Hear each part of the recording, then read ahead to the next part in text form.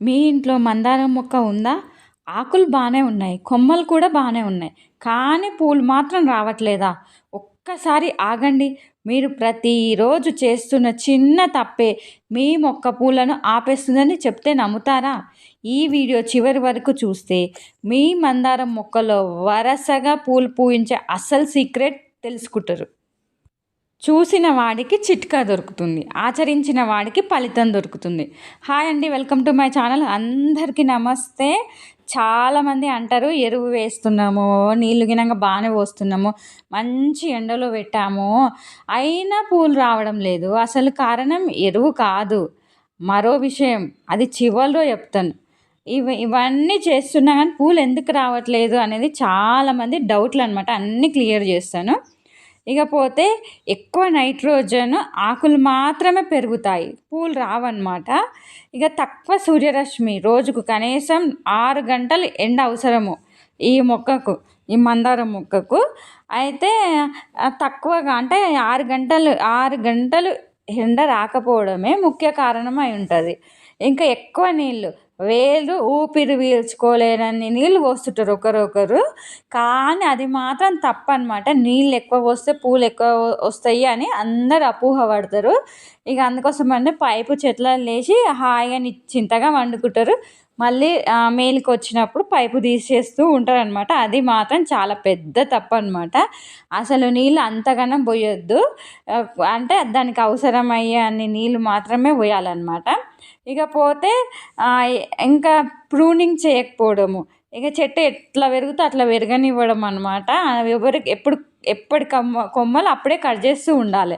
పాత కొమ్మలు కట్ చేస్తూ ఉంటేనే కొత్త కొమ్మలు వచ్చి కొత్త పూలు వస్తూ ఉంటాయి అన్నమాట. ఇక పాత కొమ్మలపై తక్కువ పూలు వస్తాయి. అందువలన ఎప్పటికప్పుడు ప్రూనింగ్ చేయాలన్నమాట. ఇకపోతే ఇవి అందరికీ తెలిసిన విషయాలే, కానీ 99% మంది మర్చిపోయే ఒక పని ఉంది. అది చేస్తే మందారం ఒక్కసారిగా పూలతో కలకలలాడుతుంది. మరి అదేంటిదో తెలుసుకుందాం. పాత పూలను, విత్తనాల కాయలను వెంటనే తీసేయాలి.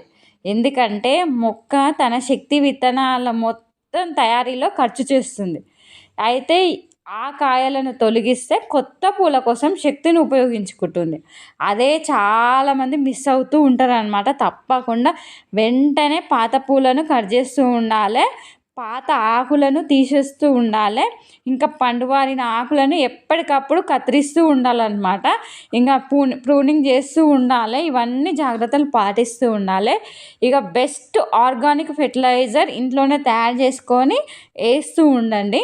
ఇంట్లోనే తయారు చేసే మిశ్రమము చాలా మంచిది. అవేంటివంటే అరటి తొక్కల పొడి కానీ, గుడ్డు పెంకుల పొడి కానీ, కొద్దిగా వర్మీ కంపోస్ట్ కానీ నెలకొక్కసారి చాలు. ఇవి తప్పకుండా వేస్తూ ఉండండి. తప్పకుండా మీ మొక్కలో చాలా గ్రోతింగ్ ఉంటుంది అన్నమాట. చాలా ఫ్లవరింగ్ వస్తుంటుంది. ఇకపోతే ఇంకా పెద్ద సీక్రెట్ ఉంది, అదేంటిదో చెప్తా. ఉదయం మాత్రమే నీళ్ళు పోయాలి మందారం మొక్కకు, సాయంత్రం కాదు. చాలా మొక్కలకు ఉదయం సాయంత్రం 2 టైమ్స్ ఎప్పుడైనా పోయొచ్చు, మధ్యాహ్నం మాత్రమే పోయొద్దని చెప్తా.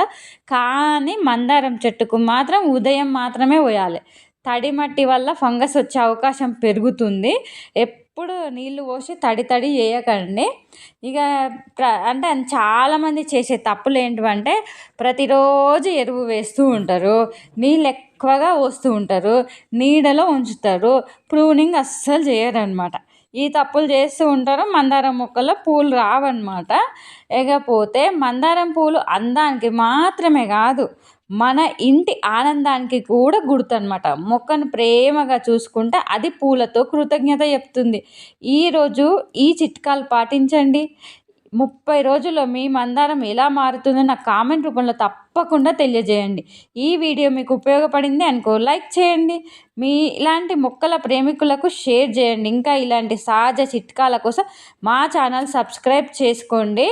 ఇంకా నేను నెక్స్ట్ వీడియో చేస్తాను. అదేంటంటే ఒక్క స్పూన్, అవును కేవలం ఒక్క స్పూన్ చాలు మీ మందారం మొక్కలు పూలు రావడం లేదని బాధపడుతురా అయితే ఈ వీడియో అస్సలు మిస్ కాకండి.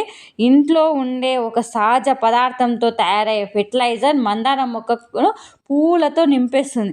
చాలామంది ఈ చిన్న సీక్రెట్ తెలియక సంవత్సరాలుగా మొక్కలను పెంచుతుండ్రు.